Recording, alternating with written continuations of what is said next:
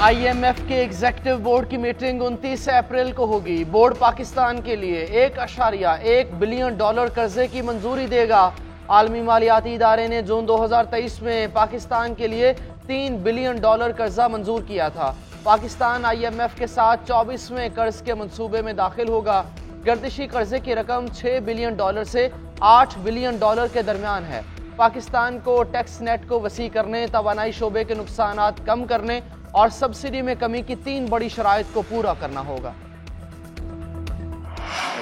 जमहूरी तरक्की के लिए नापसंद फैसले भी करना पड़ेंगे। 8 फरवरी के इलेक्शन में विफाक में मुनकसिम मैंडेट मिला। अवामी मसाइल के हल के लिए हम सबको एक दूसरे का साथ देना होगा। वजीर आजम शहबाज शरीफ का कराची में सिंध काबीना के इजलास में इजहार ख्याल। बोले मुआशी इस्तेहकाम के लिए विफाक और सूबों को करीबी ताल्लुक बनाना पड़ेगा। वजीर आला मुराद अली शाह से भाइयों वाला ताल्लुक बन गया है। हुकूमती इत्तेहाद को मजबूत बनाऊंगा। कारोबारी अफराद से गुफ्तगू में वजीर आजम शहबाज शरीफ ने कहा कि स्मगलिंग की वजह से रेवेन्यू नहीं मिल रहा। सिर्फ चीनी ही नहीं, असलहा भी स्मगल होता है। स्मगलिंग के खात्मे में वक्त लगेगा। हमें मुल्की मसाइल का इदराक करना होगा। महंगाई और बेरोजगारी कम करेंगे। हमारी तवज्जो एक्सपोर्ट बढ़ाने पर होनी चाहिए। मुश्किलात को चैलेंज समझकर उनका मुकाबला करना होगा। हमें जाती पसंद नापसंद से बालातर होकर सोचना होगा। ताजरों की भारत समेत पड़ोसी मुल्कों से ताल्लुकात बेहतर बनाने और बानी PTI से हाथ मिलाने की तजवीज़।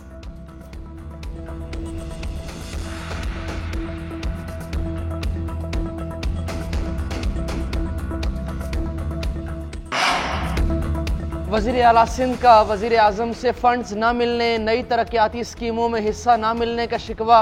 मुराद अली शाह की शहबाज शरीफ से मुलाकात में तरक्याती कामों और दीगर मसाइल पर बातचीत। वजीर आजम की विफाकी वजीर खजाना को सिंध के माली मसाइल हल करने की हिदायत। तरक्याती मनसूबों में पेशरफ्त पर वजीर आजम ने सराहा। वजीर ट्रांसपोर्ट शर्जील मेमन की दरख्वास्त पर वजीर आजम का 300 बसेस के पूल में 150 बसें देने का ऐलान। गवर्नर सिंध कामरान टिसोरी भी वजीर आजम से मिले। कारोबारी बरादरी को दरपेश मसाइल, बिजनेस कम्युनिटी की तजावीज़ से आगाह किया। शहबाज शरीफ से नून लीग सिंध के रहनुमाओं की मुलाकात। वफ्द की कराची में लोड शेडिंग, पानी बहरान की शिकायत। रुकने कौमी असम्बली खेलदास कोस्तानी ने प्रिया कुमारी की अदम बाजियाबी पर हिंदू कम्युनिटी की तशवीश से आगाह किया। वजीर आजम की मज़ार कायद पर हाजिरी फातिहा खां ने की।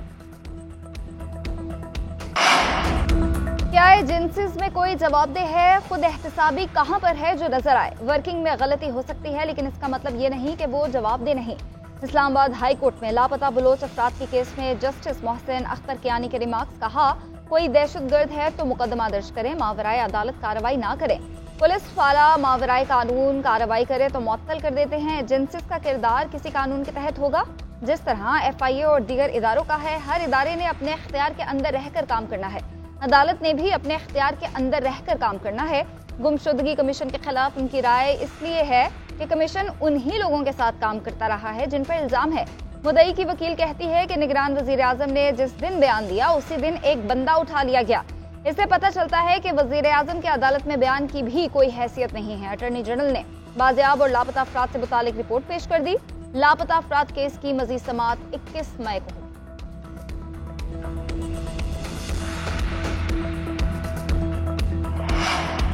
ऑपोजिशन लीडर उमर अयूब का बुशरा बीबी को जहर दिए जाने का इल्जाम। कहा, बुशरा बीबी को जहर देने के शवाहिद सामने आ गए।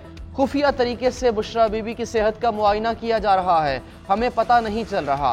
बुशरा बीबी तक हमारी रसाई होनी चाहिए। शौकत खानम हॉस्पिटल में मुआयना कराया जाए। बुशरा बीबी के साथ नारवा सलूक जारी है, उन्हें फौरन रिहा किया जाना चाहिए। वजीर कानून आजम नज़ीर तारड़ ने कहा, बुशरा बीबी का मामला अदालत में है, इल्जामात में सच्चाई नहीं। शौकत खानम हॉस्पिटल की रिपोर्ट तो ये अपनी मर्जी से बनाएंगे।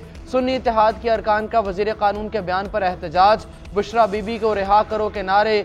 उधर तहमीना दौलताना ने शेख वकास अकरम को लोटा करार दे दिया। कहा, वकास अकरम आज तुम्हारे पास कल हमारे पास थे, न जाने अब कहाँ जाएंगे। तहमीना दौलताना की रिमार्क्स पर सुन्नी इत्तेहाद अरकान का एहतजाज। चेयरमैन PSC के नाम पर तहरीक इंसाफ के रहनुमाओं के मुतजाद बयानात। जराये के मुताबिक बानी PTI ने शेर अफजल मरवत की बजाय हामिद रजा को चेयरमैन पब्लिक अकाउंट्स कमेटी के लिए नामजद कर दिया। ऑपोजिशन लीडर उमर अयूब को भी हिदायत जारी। शेर अफजल मरवत का कहना है कि PSC की चेयरमैनशिप के हवाले से अभी कोई फैसला नहीं हुआ। बानी PTI जिसे कहेंगे वही चेयरमैन PSC बनेगा। मीडिया में इस हवाले से सनसनी फैलाई जा रही है। कुछ कुव्वतें पीटीआई को मुतनाज़ बनाना चाहती हैं। चेयरमैन पीटीआई बैरिस्टर गौहर का कहना है कि शेर अफजल को कह दिया कि आइंदा ऐसी बातें नहीं करनी, पार्टी के अंदरूनी मामलात पर पार्टी में ही बहस करनी है। ऑपोजिशन लीडर उमर अयूब ने कहा, जो नाम बानी पीटीआई देंगे वही चेयरमैन पीएसी होगा। बानी पीटीआई ने शेर अफजल मरवत को चेयरमैन पीएसी के लिए नामजद किया है।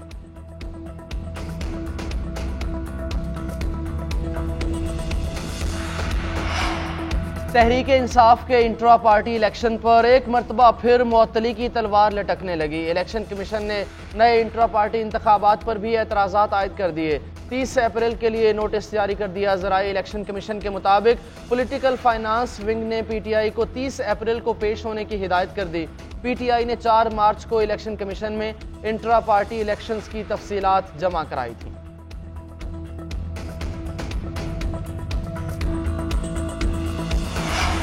केपी हुकूमत का मखसूस सीटों से मुतालिक पेशावर हाई कोर्ट का फैसला चैलेंज करने का फैसला। सूबाई हुकूमत सुप्रीम कोर्ट में अपील 3 नकात को बुनियाद बनाकर दायर करेगी। मौक़िफ़ इख्तियार किया जाएगा कि पेशावर हाई कोर्ट के मुख्तसर और तफसीली फैसले में तजाद है। गवर्नर का असम्बली इजलास तलब करना काबीना और हुकूमती मामलात में मुदाखलत है। अदालत एक जगह असम्बली इजलास को गवर्नर का इख्तियार नहीं करार दे रही, दूसरी जगह हुकूमत को असम्बली इजलास 14 रोज के अंदर तलब करने की हिदायत देती है। सुप्रीम कोर्ट में आज या कल अपील दायर किए जाने का इम्कान है।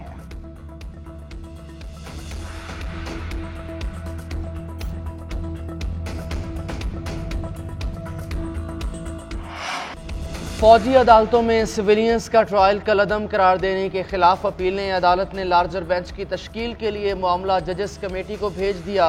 जस्टिस रिटायर्ड जवाद ख्वाजा के वकील ख्वाजा अहमद हुसैन ने बेंच पर एतराज़ उठा दिया। 9 रुकनी बेंच की तश्कील के लिए मामला दोबारा जजेस कमेटी को भेजने की इस्तदा की थी। दौरान समाअत एतजाज हसन ने कहा कि इन मुलजमान को सजा याफ्ता करके घर भेज दिया गया। एक बच्चे को ट्रायल किए बगैर सजा याफ्ता किया, अब वो छुपता फिर रहा है। एतजाज हसन और दीगर वकला ने फैसले रिकॉर्ड पर लाने की इस्तदा की। सुप्रीम कोर्ट ने मिलिट्री कोर्ट्स के फैसलों की नकूल तलब कर ली।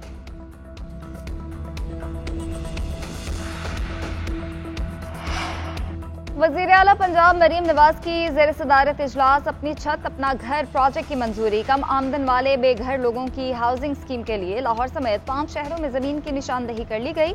प्रोजेक्ट 519 केनाल एराजी पर बनेगा। इजलास में मॉडल घरों की तामीर और माहाना किस्त के हवाले से ब्रीफ किया गया। मरीम नवाज का कम अज कम लागत में बेहतरीन घर तैयार करने के लिए इकदाम का हुक्म।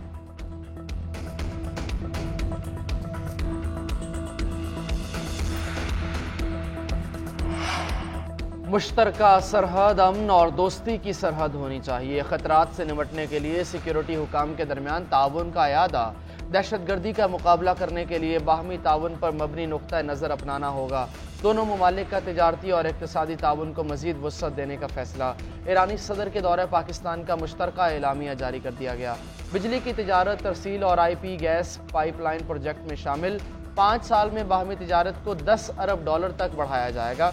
फरीकैन का तवीलुल मुद्दती पायदार इक़्तिसादी शराकत दारी की अहमियत पर जोर।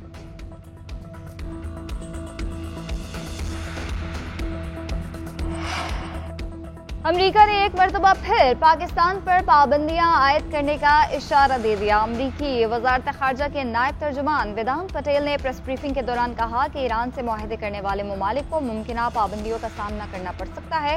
पाक ईरान नए मुआहदों में अगर पेशरफ्त हुई तो पाबंदियां लग सकती हैं। मुआहदे के जिम्मेदारों को आगाह रहना चाहिए। पाकिस्तान ईरान के साथ ताल्लुकात अपनी खारिजा पॉलिसी के तहत देखे।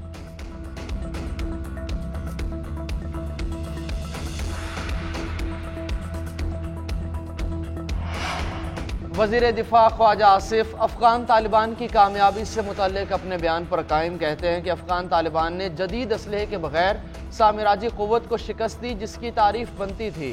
पाकिस्तान के अफ़गानिस्तान के साथ ताल्लुकात इस वक्त मिसाली नहीं। दोनों ममालिक को ताल्लुकात पर मेहनत करने की ज़रूरत है। पाकिस्तान हमसाया ममालिक से खुशगवार ताल्लुकात रखना चाहता है। क्या हमें इसकी सज़ा दी जाएगी? अमरीका को पाकिस्तान की बजाय इसराइल पर पाबंदी लगानी चाहिए। पंजाब में गंदम की बम्पर फसल के बावजूद काश्तकार परेशान। बारदाना मिला, ना खरीदारी वक्त पर हुई। गंदम खराब होने के डर से किसान सस्ते दामों फरोख्त करने पर मजबूर। बारदाना एक्ट के ना चलने की शिकायत, खरीदारी मराकज भी वीरान। किसानों का कहना है फ्लोर मिल्स 2200 रुपये फीमन का रेट दे रहे हैं। हुकूमती ऐलान के बावजूद अभी तक खरीदारी शुरू नहीं की गई। हुकूमत मामले का नोटिस ले, किसान वोट पाकिस्तान ने आज एहतजाज की कॉल दे दी।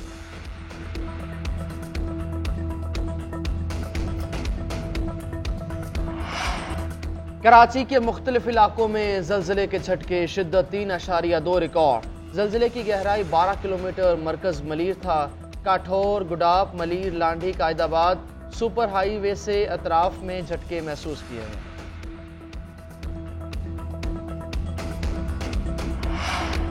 पाकिस्तान और न्यूजीलैंड आज चौथे T20 मैच में आमने सामने होंगे। दोनों टीमों का लाहौर के कजाफी स्टेडियम में प्रैक्टिस सेशन।